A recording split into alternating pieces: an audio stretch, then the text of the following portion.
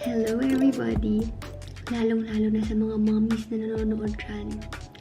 Tulog na si Baby Martina at pwedeng-pwede na akong mag-me time. 3 months na ang aking anak, kaya naman pwedeng-pwede at kayang-kaya ko nang paputiin, paliwanagin ang lahat ng dumilim. Merong mangiimang gulo eh. Andun na nga ako, nagre-recording na ako eh. Hi, Mom Their Arm. Mom, their arm. Patingin na Mom Their Arm. Hoy! Meron ka ba niyan? Kasi ako, yes, meron ako niyan. Hindi ako nakaligtas dyan. Akala ko nakakaligtas na ako. Makakaligtas na ako sa mga pagdidilim or pagdadarken ng mga ng tiyan, ng underarm, ng leeg. Pero hindi pala. 3rd trimester, doon po lahat ito lumabas. Siyempre, pag pregnant tayo, marami tayong skincare na hindi pwedeng gamitin. Diba? Dahil ngayon nga, 3 months na ang aking baby, pwedeng-pwede na ulit tayo magpa-beauty. Huwag kayong mag-alala. Meron akong isi-share na solusyon dyan. Mommies, alam ko makaka-relate kayo sa akin dito. Dahil pagkatapos nating mga anak or kahit nung pregnant tayo, maraming magbabago sa atin, no?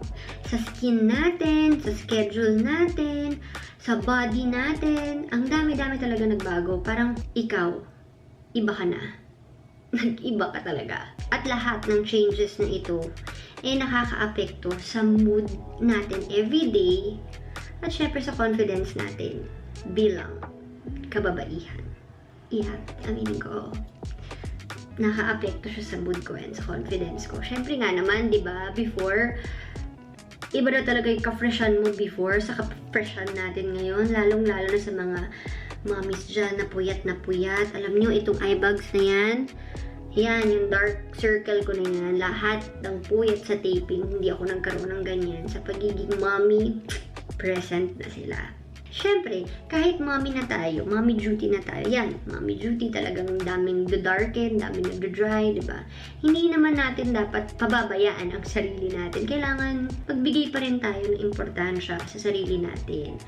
So, ganun din ngayon. Ngayong mommies na tayo, ngayong meron na tayong mga pagbabago sa skin natin, mas maganda pa rin na bigay natin at mag-research tayo, gawin natin yung makakatulong sa skin natin para maging fresh ito ulit at mag-whiten ito ulit. But syempre, sa pagpili natin ng mga skincare ngayon, lalo na nga, mommy tayo, kakapanganak lang natin, syempre nagbe-breastfeed din tayo, or kahit hindi ka nagbe-breastfeed, syempre kapag kakapanganak lang natin, kung may baby tayo, lagi natin silang binubuhat. So syempre dapat yung gagamitin natin, hindi lang dapat gentle sa'yo, kung hindi dapat gentle din kay baby. So, etong isi-share ko sa inyo, I promise. Wow, I promise. Promise ko sa inyo, nagamit ko na to.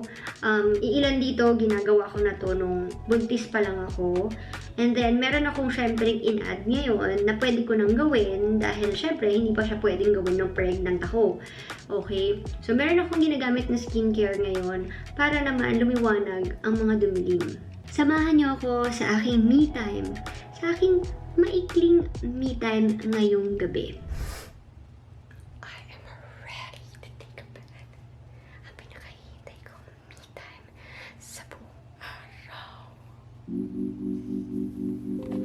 First, warm bath. Nakakatulong ang warm bath sa pagpaparelax at para makatulog tayo ng mas mahimbing.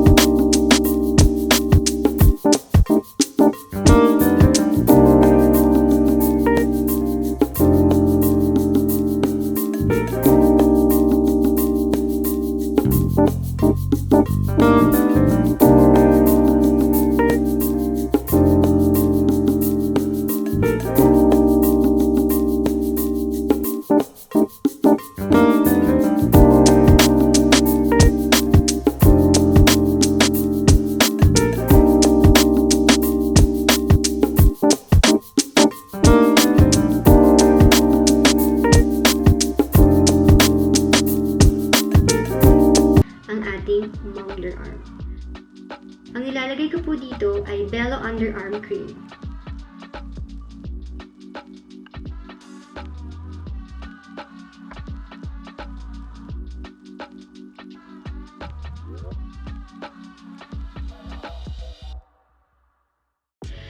Ayan, tapos na tayo maligo. Very, very refreshing ang feeling ng makaligo ng walang umiiyak, hindi nagmamadali. Kanina nakita nyo na gumamit ako ng coconut oil with sugar. Yun ang ginamit kong pang facial scrub. Ginagamit ko yan at least twice a month. Pwede nyo rin siyang gamitin every week, once a week. Pero wag niyong gawing everyday yan kasi masama din yung laging nag-scrub. Kasi very manipis din ang skin natin sa face, sa kilikili, sa leeg, yan. Hindi maganda na palaging nag-scrub dyan sa mga area na yan. Kaya, kung hindi naman kailangan, wag na. Pwede nang gumamit ng sponge and then soap. Yun na lang yung pang scrub ninyo. Siyempre, bago yan, huwag natin kakalimutan ng ating underarm. Yan, ito po ang ginagamit ko. Wow! Vlogger na vlogger, diba? Oh, yan. Ito po ang bagong discovery ko, ang Bello Underarm Whitening Cream. Ulitin natin, Bello Underarm Whitening Cream. Na-discover ko to, nanood lang ako ng vlog.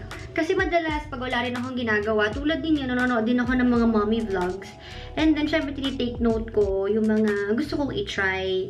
So, ayun, andito rin ako ngayon. Sinishare ko sa inyo. It's very effective talaga. 2 weeks ko pa lang itong ginamit. Parang napansin ko na nag-lighten yung underarm ko. Hindi siya totally talaga pa na ang puti niya agad. Unti-unti talaga nagla-lighten yung underarm ko. And ang gusto ko sa kanya, ang gentle lang niya, tsaka hindi siya yung mga ibang whitening, diba? Sabi nga nila, pag gumamit ka ng whitening, yung kilikili natin madalas pinapawisan. Ang effect niya sa akin, kahit hindi siya deodorant, mas ina-absorb ng skin natin yung mga whitening products. Mas nag-whiten yung skin natin, lalong-lalo na sa gabi. So, maganda pag maglalagay tayo ng whitening at night. So, ito yung sa ilalagay ko. Nilalagay ko to, hindi lang sa underarm, nilagay ko na rin to sa elbow, nilagay ko rin siya sa tuhod, ayan. Anong gusto ko sa kanya, yun nga, hindi siya sticky. Hindi siya yung parang pag nilagay mo, ang lagkit-lagkit mo, kaya ka nga naligo, di ba, para fresh ka, tapos maglalagay ka ng product sa kilikili mo, sticky mo, parang thank you na lang, di ba? So, ayan, maglalagay lang tayo ng ganitong amount ng cream. Wow, ayan, ganun pa. Tapos, ayan na po ang aking postpartum kilikili. Kita niya naman. Hindi pa siya super, huwag yun naman i-judge yung kiling-kiling kung may pinagdaanan naman yan, di ba? Naging nanay naman yan for pregnancy, ngayon mommy. Pero nag-lighten na yan, sa lagay na yan, nag-lighten na po yan, huwag nyo nang i-judge. Konting-konti lang ang lalagay natin sa underarm. And then, okay na siya. It's very, very light. It's easy to apply. And then, affordable din siya. Hindi siya mahal. Alam mo yun, hindi ka manghihinayang na pag hindi siya effective sa akin, tapos, sayang gamitin ko kasi ang mahal-mahal niya, di ba? Ito talaga, mura na, tapos feeling ko talagang ginawa talaga siya, lalong-lalo na sa mga Asian moms like us, sa skin natin. Very effective talaga siya sa akin. Pwede niyo itong i-add sa inyong night routine. Ayan, night routine na ito. Oopsie! Ay, hulog. Pwede niyo rin siyang gamitin sa inyong elbow, sa thigh, inner thigh, sa knees, ayan, and then sa mga hindi nagbe-breastfeeding dyan, pwede rin daw siyang gamitin sa areolas. Pero, hindi ko pa na-try. Ini-encourage ko kayo, mommies, na wag ninyong kakalimutan bigyan ng time pa rin ng sarili nyo kahit sa simpleng me time tulad lang ng ginawa ko ngayon. Dahil makakabigay ito ng good mood sigurado yan pagising mo bukas. Kapag alam mong binigyan mo ng konting oras ang sarili mo, kahit pa 5 minutes lang yan, kahit 10 minutes man lang yan, kahit 15 minutes, or kahit nga yung wee time mo lang eh. Hindi hindi ko rin pwedeng kalimutan na ipaalala sa inyo dahil sa March 16 po, sa mga gustong mag-try nito, sa mga mommies or kahit hindi mommy, kahit daddy, kahit sino pa na gusto nyong i-add ito sa inyong night routine at gusto nyong pumuti yung mga dilim nyo, liki-liki, meron pong Super Brand Day on Shopee on March 16. Mabibili nyo lang po ang Bello Underarm Whitening Cream for only 369 pesos and 75 centavos for 2. Buy one, get one. O, ano pang hinihintay ninyo? Ilagay niyo na yun sa calendar ninyo at mag-add to cart na para check out na lang gagawin ninyo sa March 16.